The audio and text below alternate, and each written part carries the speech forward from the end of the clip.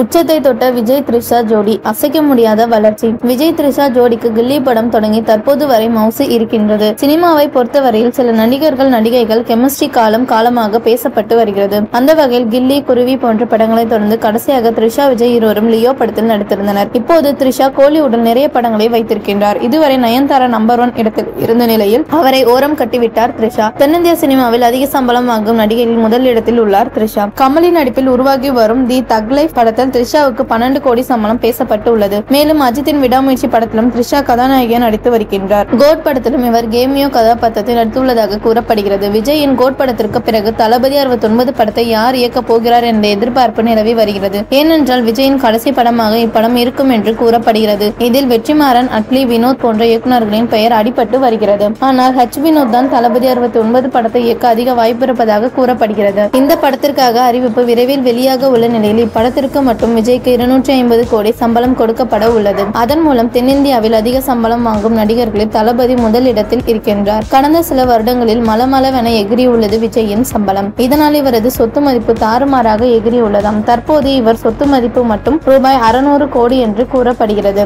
இதுவே அடுத்த ஆண்டில் இன்னும் அதிகமாக என்று கோலிவுட்டில் அதிக சொத்து மதிப்பு கொண்ட நடிகர்களில் விஜய் முதலிடத்தில் இருப்பதாகவும் கூறப்படுகிறது.